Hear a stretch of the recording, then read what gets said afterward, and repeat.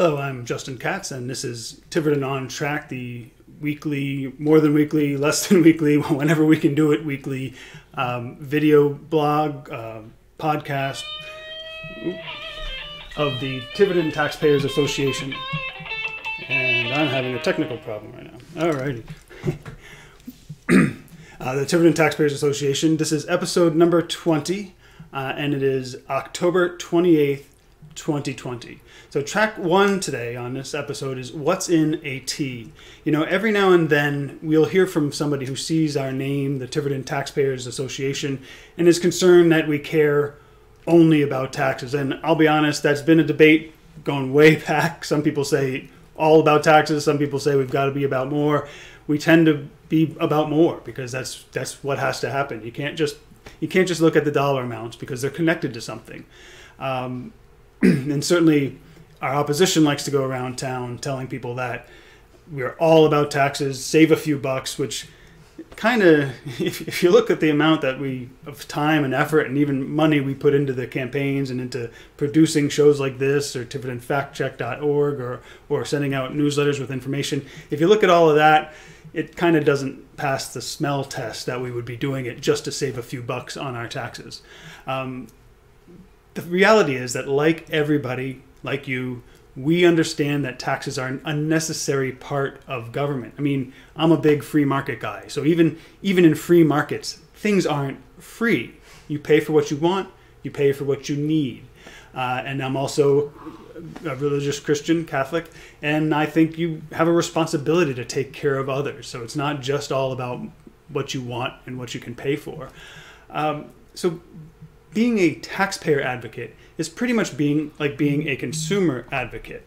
You're a consumer advocate. You're making sure that people are getting value for their money. They're getting what they paid for. They're not getting ripped off. That's what we're doing as a taxpayer advocates for residents. We're making sure that you're getting the best government that you can get for the most reasonable price. It's all about, in a word, value. We're the Taxpayers Association because that's where our focus is. You know, rather than putting government itself first, we put the people first. You know, if you look into government, state, local, national, international even, you'll see that there are a lot of competing interests. I mean, managers want their jobs to be easier. Employee unions want to get as much as they can for their members. The people who use a lot of government services or who really depend on them, they want to make sure that they're getting, and what they're getting is top-notch, the best they can get. And then there are issue advocates, people who want government to do a particular thing, take a particular position on an issue, social issue, economic issue. And they want government to stand for their own version of freedom or restriction. And it goes on, and they all overlap. But the missing piece too often is the taxpayer advocate. And that's what we're trying to fill in, to say, you know, we want everything to run well. We want everything to be manageable, but we want to make sure that the costs aren't the last thing that we look at, like an afterthought. I mean, after all, when it starts to cost too much, when taxes become too high, you stop getting the services that you're paying for, and eventually you can't afford to keep your home. And so that's one of the reasons we've got a slate of 7 candidates running for the town council, and why we're trying to introduce them to you over this week, so you'll know who it is that you'll hopefully be putting on a town council. So this week, track 2 is a discussion with Donna Cook and Raymond Fougere, 2 of the councilors on the TTA slate. Right, so today we're talking with town council member Donna Cook and town council candidate Ray Fougere. Donna also running to continue her hard work on the council. How are you both doing today? Very well. That's great. Yeah. So as you know, the idea of this is kind of cover some basic ground so voters can know who you are, get some sense of who they'd be putting on the town council if they vote for you. So I think, Ray, since Donna's probably more familiar, let's start with you. So what's just personal background, how you came to Tiverton, that kind of thing. Okay. I started off adult life as a graduate from Indiana Institute of Technology and Aerospace Engineering, and then went to work for Boeing Airplane Company.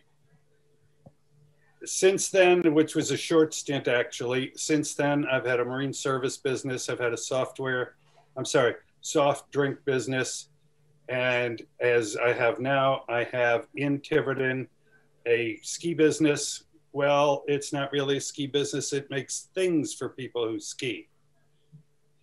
That's on Riverside Drive down underneath the Secundit River Bridge. So serial entrepreneur. Serial entrepreneur. They say checkered background. Checkered background. Okay, so I moved the office or the shop here to Tiverton in 1999, and then I moved here to Tiverton in 2007. So I've actually been in Tiverton for, well, say 20 years. It's 20 years as a businessman and 13 years as a resident. And what attracted you to Tiverton?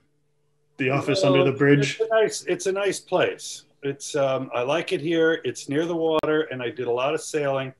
I lived in Newport for 35 years, and I just kind of got tired of Newport and the very, very seasonal nature of Newport.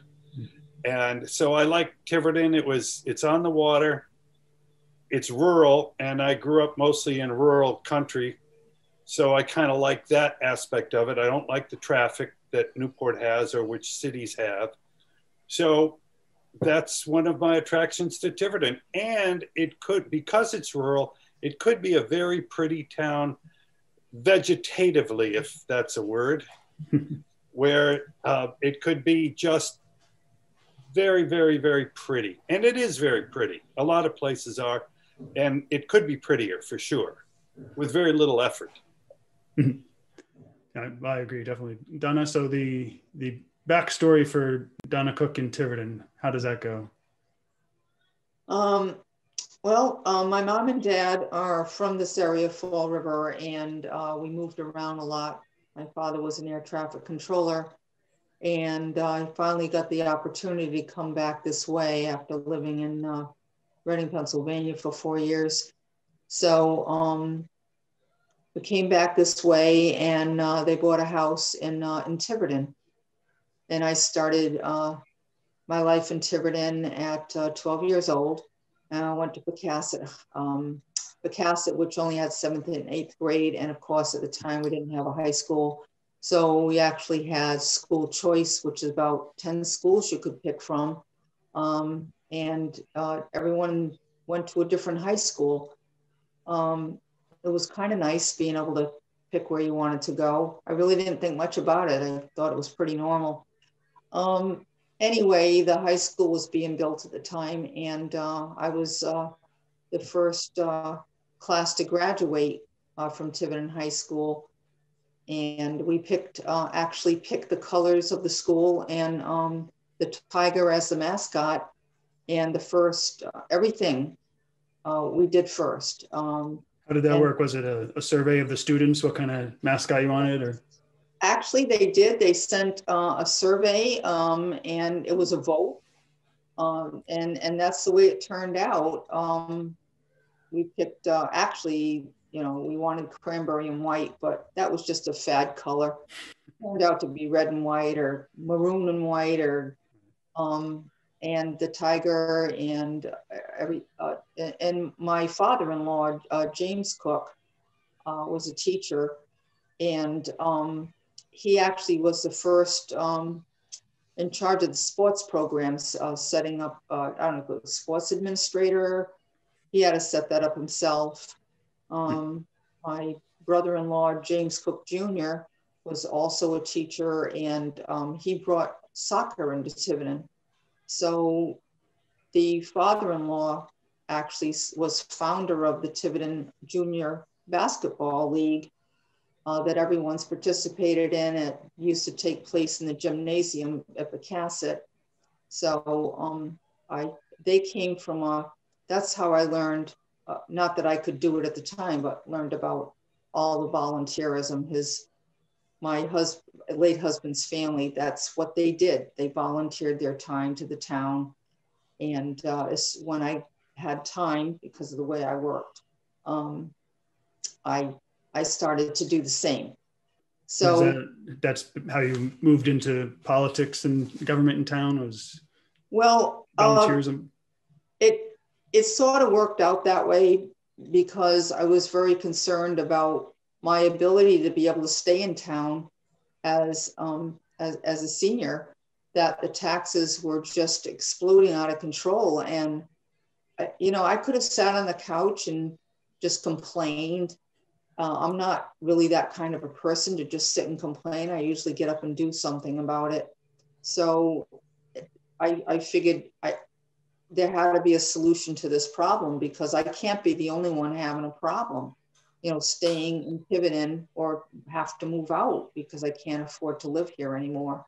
So I'm, met up with some very smart, on the ball people, and I trusted the fact that the information was correct. I checked it out really thoroughly and decided that was the way to go, to try to resolve and not have people lose their homes because they got older.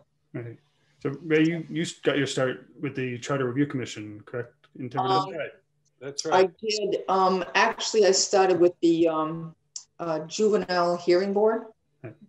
And then I then tried the Budget Committee. It was my first try for an elected position. And then the Charter Review, and then I ran for town council. So it's been an education and process. It has. And Ray, you jumped in on the Charter Review Commission. Is that your entry? I did, at Jeff Caron's, and not quite insistence, but his coercion. Coercion. Strong recommendation or request. Right? Yeah, strong recommendation and a few bribes here and there with going skiing and et cetera, et cetera. Yeah. How'd you find that experience on the Charter Review Commission? It was very interesting, very interesting. It was hard, since that was my first time in government, it was a little hard to see how those decisions and those issues we talked about would ripple through to the everyday person. However, now 2 years or 3 years later, you can see where those changes that either would have been made or had been made did eventually ripple through into the general public. Right, it's kind of abstract at first. Yeah, it was very abstract at first, because I really didn't, I was from a business background, and in businesses, when something needs to get done, you just do it and get it done, and it's fixed. If there's a problem, you fix it and it's fixed. In government, it seems like if there's a problem and there's 20 particular interest groups that are interested in the problem, there are 20 times 20 times 20 different solutions, and you have to go through every one of them. Do you think that's the origin of the difference, is just all the different interests that got a say, whereas business, all the differences. But then again, business is a lot more focused than civics and towns and things like that, because businesses, there's only sort of one or a small group of people in charge, whereas in a town, it's everybody has a say. Just that's the way towns are. It's a democracy, and you can't just say, okay, we're going to build a road here, you have to move. You can't do that in a town. Right. In a business, you can say, sorry, we need this room. We need your desk for the space for a machine. You'll have to move over here. And there they move over there, and there's really no problem. Right. Towns, no. Well, I mean, it sounds like you've got a pretty conceptually good idea about the differences of how they work. What surprised you, though, as you paid more attention to local government and local politics? What surprised me the most is how people have control. Certain groups will have control, and they only want to do what they want to do. And I guess that's rightly so and wrongly so, depending on which side you're on. And I guess it's voting blocks isn't the right way to say things, but people in the town, there's the old folks in town, there's the newcomers in town, there's the offspring of the old folks in town, and they all want the town, they all want something different. So the people in charge have to kind of decide, well, which way do we go here? And no matter which way you go, you're going to get chided, no matter which way. Yeah. Somebody's not going to like it. And my mother always used to say, you can't please all the people all the time, so you just have to try to please most of the people most of the time. About the best you can do. So Donna, That's the best you can do. Donna, you kind of eased into it over a long period of time, doing a little bit more volunteerism. So has anything surprised you with your experience in increasingly in government? I think the worst that I've been unfortunately part of or had happen was that when you run a campaign and you win and you teach children to accept the results, that I have found that unfortunately what you're teaching children is somehow not reflected in the grown-ups. They won't accept, how the vote went. And it's not fun to lose. I understand that, but especially with it really became evident with the charter review. It was very difficult. We worked for a whole year, and many of those proposals would have been very good right now. And to find that, a small amount of people could actually block what the electorate had decided they wanted to do. They wanted to go along with a certain people winning, a certain thing to happen, and the prospects of them being able to vote on what the proposals were. Now, that didn't happen. And I think that's really breaking a promise to the people. And then people don't trust the government. And all they had to do was put the proposals on there. And it was up to the people whether they wanted it or not. They could have rejected them. But instead, they weren't even given a chance. And the other thing in government is it takes so long to do something. It just wastes so much time. It wastes a lot of money because you're paying a lawyer. And it goes on and on and on. And actually things get lost in the weeds unless someone's paying attention and bringing it back to speak about. Well, that's one thing we tried to do when we were all on a council, right, was get some kind of a tracking system so we knew where issues were. You expressed that frustration frequently was, well, what happened with this issue? It just kind of went away. Yeah, no, the CRC actually, we used that system. Mm-hmm. And we were able to check things off. I actually am using that system myself for things that I want to revisit. I keep a checklist. I bring it back on the agenda, and I want things resolved. I've done that with projects that I've taken on, and I keep bringing it back until it's resolved or wherever it needs to move for it to be finished. I have done that myself. Right. So what's near the top of your list? What's near the top of your list for the next term when you're reelected? I have found that the ordinances in town really need to be worked on. Now, I happen to be working on animal ordinances, and even at that, I'm just going to say I felt blocked by trying to get help from the solicitor. I should have had at least a couple of them done, and it would take forever to get anything done. And that's like a quality of life issue. If you have animal problems in town and you live next to it, it makes you miserable. So that needs to be resolved. The memorandum of understanding for aquaculture, once again, is for the interest of the public, the resources, and what's good, of course, for the aquaculture commercial field. It has to be a balance. So I brought that to the forefront, and I did a resolution for a 2-year extension for closing the landfill because of the pandemic. No one seemed to know what to do, but it was very obvious to me that we were going to comply. We had every intention of complying.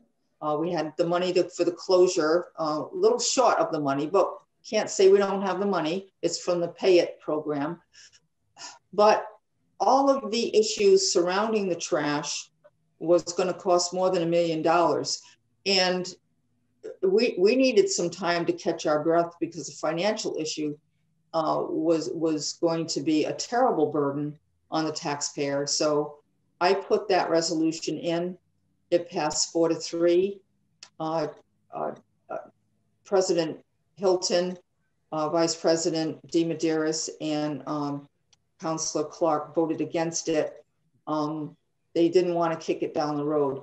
It was not a question of kicking it down the road. The pandemic was not our fault. It was strictly a financial issue that within 2 years, I'm thinking it won't be such a burden. And so I don't know what the outcome is yet. I think it's on this agenda, but I think there might be good news on that. And I hope the state has been reasonable and understanding in what we're going through, considering the fact they closed our casino. So Ray, you'll be new to the council after the election. So what's near the top of your agenda as you're coming into it for the first time, actually in the office? It's a very good question. I don't think that I'm going to be able to just walk right in and say, okay, we're going to do this, this, this, and this. I don't think that's going to happen to me after going to the town meetings and listening to Donna, et cetera, et cetera. However, I do have a few things that I'm interested in, at least in general. And one of the big things is I'm a businessman. And if businesses only paid out things, they wouldn't survive. They have to have an income. Well, the town has an income too, and mostly the income is taxes. However, there are other sources of income that I think we should search out just to relieve the tax burden on the taxpayers.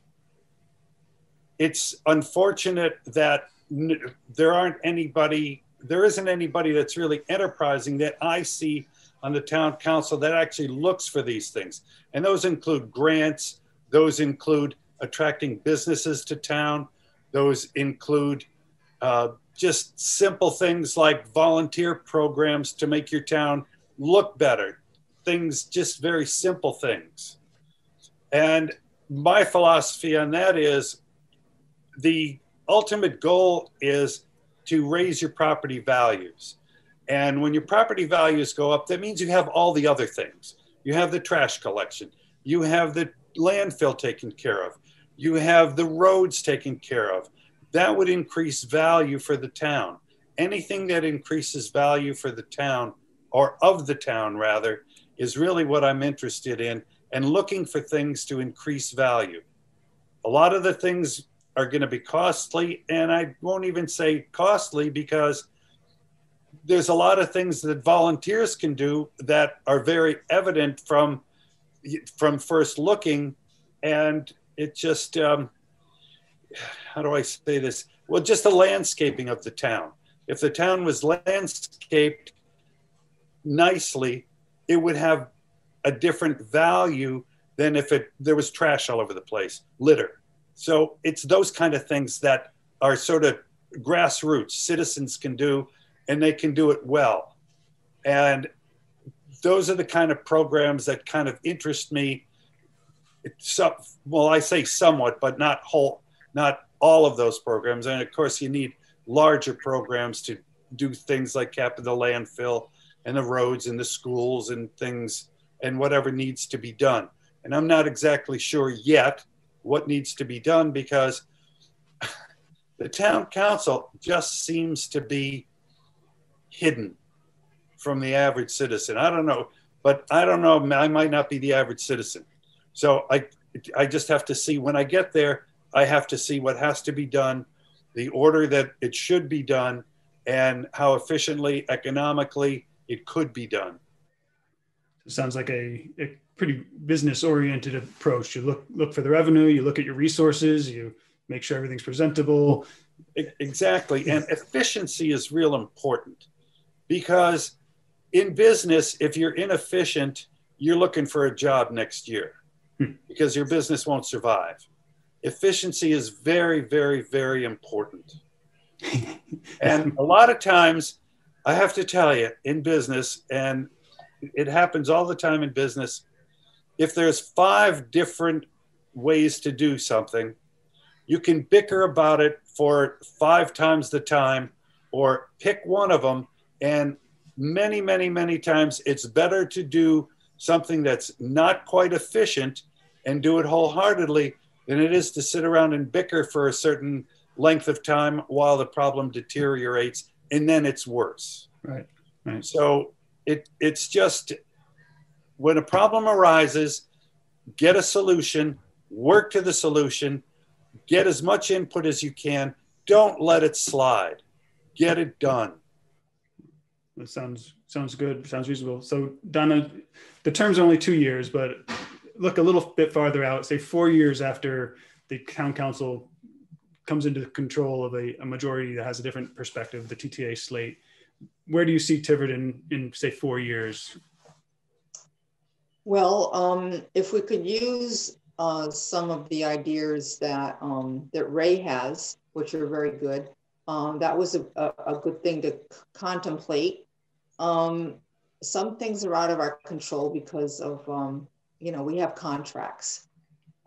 I would like to move forward on the ordinances. A lot of them don't work, aren't working, are out of sync, or just poorly written, and that affects how the town runs. And that more efficiency, I agree with Ray as far as how the town council is run also. I mean, I have to keep revisiting things. They don't want to have an action plan. I mean, I have my own, but I don't know what the problem is with an action plan. Is it that they don't want to revisit it? I'm not quite sure what that is. I find that very inefficient. Typically, when that happens, Donna, is they're against it. If nobody's talking about it, they're against it. I find it's more they don't want to put a stake in the ground. They want problems to just resolve as if through evolution. Get worse. It's not a question of it getting better.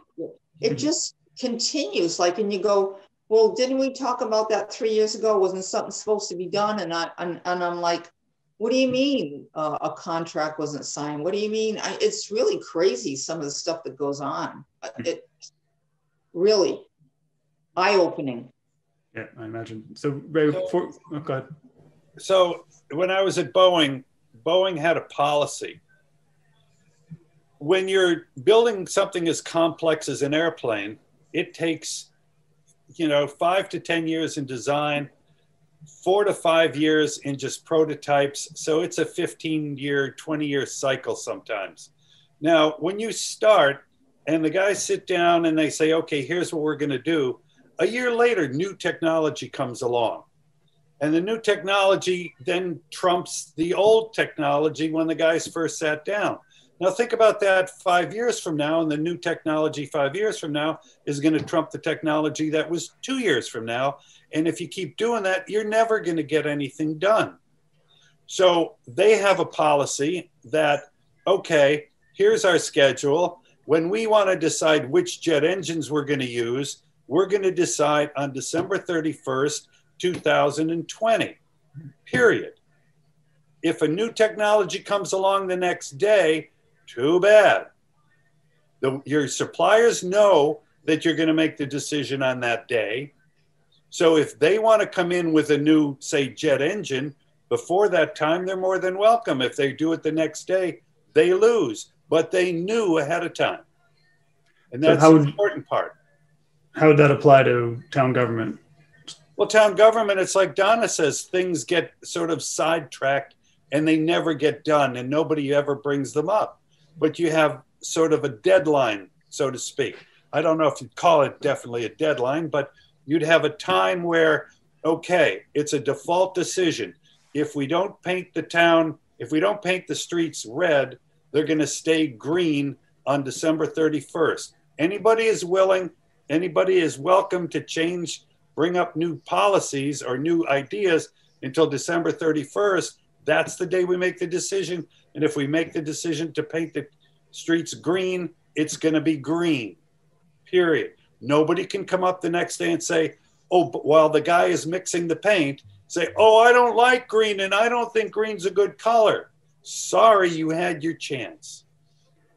Yeah, that does seem to be the kind of thing that happens often in town government, where a decision's made, everybody sees the results and says, oh, we don't like that, so undo it now. And you end up a great cost and aggravation to everybody. Part of the problem there is the information pipeline. A lot of the town council, from what I see, has an information pipeline, but nobody follows it until all of a sudden the guy comes along with the green paint to paint the street, and somebody comes along and says, oh, I don't like that color. Sorry, we already bought the paint.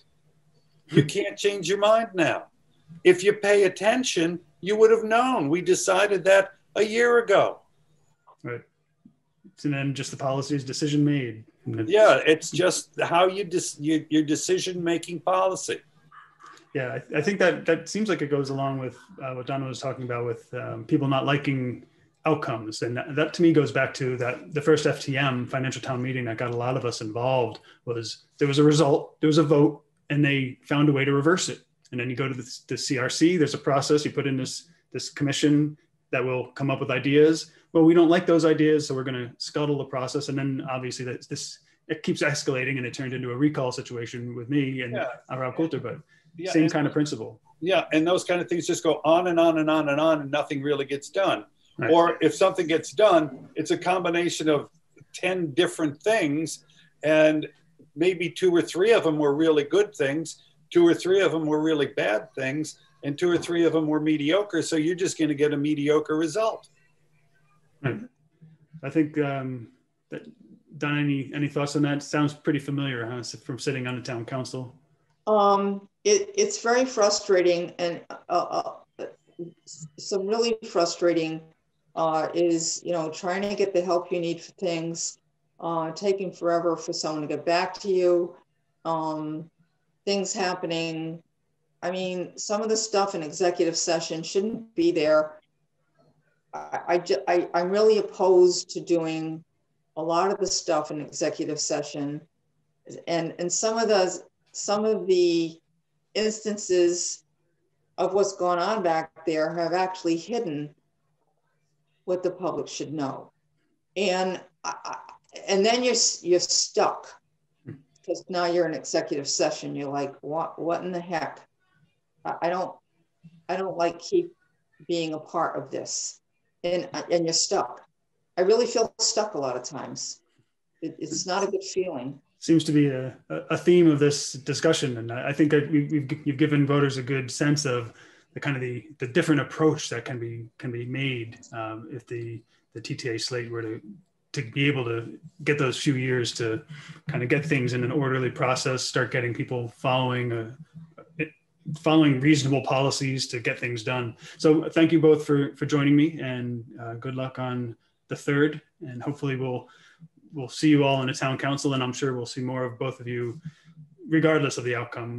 We'll keep on going. So thank you for joining me. All right, thank you, Justin. Thanks, Ray. Take care. Yep. Thank you for joining us, spending some time with us today. You can find all of these candidate interview videos on the website tta2020.com. That's these videos. You can also find biographies and letters to the editor from the candidates on the TTA slate.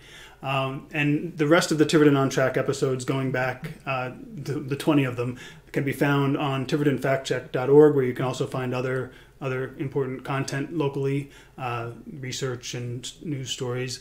And you can find all of this stuff on our Facebook page, our YouTube channel, and we're releasing these videos, all the Tiverton On Track, as podcasts on iTunes, Stitcher, Spotify, iTunes Radio, iHeartRadio.